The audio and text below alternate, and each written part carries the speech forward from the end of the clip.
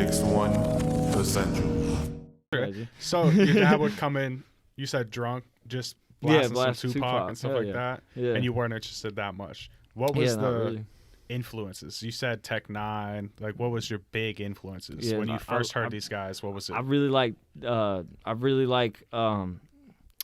the technicality of like the rhyme. Like I got really into after I discovered tech, I started getting into more technical rappers like MF Doom and like I would do homework on like Tupac, I would do homework on Biggie and stuff like that, but they weren't really interesting me as much as like K Reno was, or like really, really technical, methodic rappers like Cypress Hill actually had a really methodic style. Like they the way they flowed and fluctuated, that's what like caught my interest. I started getting really into like the craft, and like every word has to have a purpose in every spot.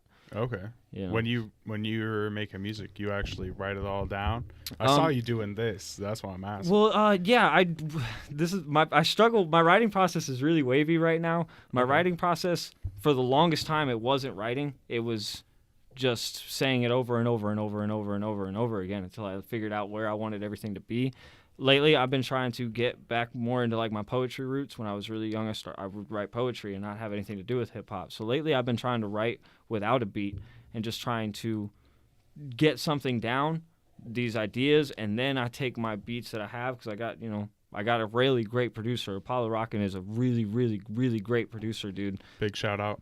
Big shout out to Apollo Rockin' for sure. Like, his fucking beats are killer, and he will hook you up. And so I'll go through like my selection. I'll have like this.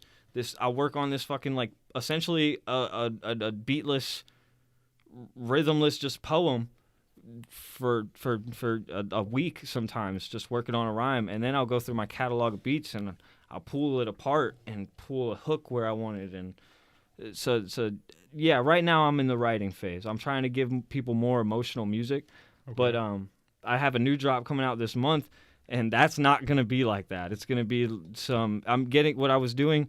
I used to write just by saying the shit. So I would get in my garage and pace back and forth, and I'd be like, anybody really want to, okay. Anybody really want to get it? I can never get enough, so I got to get seconds, okay. Anybody really want to get it? I can never get enough, so I got to get, and I would just do it over and over and repeat it and continuously figure it out in my head. And I would have this finished, like, saying something I'm just saying over and over and over and over and over again, right? And it's like 32 bars or more, and it would just be rapper shit. There's no meaning behind it because I'm not writing it out. You know what I mean? So, like, this new shit that's coming out is kind of getting that out of my system. Like, all right, this is the last rapper shit I want to do for the year. I want to give people real music that we can connect with. Relatable music. Yeah. Oh, okay. Yeah, more anthem style shit. Yeah. That's what I want to focus on this year. I was just watching this interview with A-Boogie with the Hoodie, and he was talking about how his music always relates to himself. And he was talking about how when he's releasing music, because he's signed to a label now, he might write something that's years old, and it related at that point. But by the time it can come out, it doesn't really hit as strong anymore. Yeah. When you make something, do you already have an idea of when it's going to be coming out? That's what I'm trying to focus on this year. Is I want to do that. I've tossed out all my old material. I've tossed out. Like I want to, and it sucks because I haven't dropped. Impulse dropped in 2018. So like the past 2 years of material, I've kind of just chucked. I said, so you're fuck on the it. clock now. Yeah.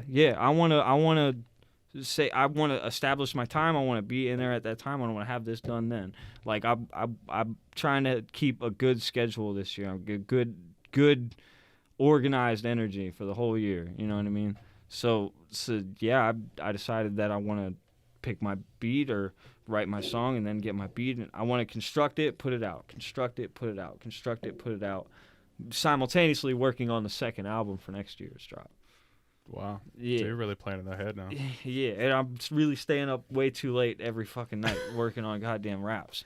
I'm not working on raps, but I'm working on everything else. Hey, that's good though. I mean, that's how you get it, bro. Like, you hear all these rappers like talking about like no sleep and shit. I don't get tired. I got 6 jobs. Like, that's a real thing, bro. Not sleeping when you're trying to follow a dream that's beyond like just a 9 to 5. That's a real thing. Not sleeping, bro. Mixed one, essential.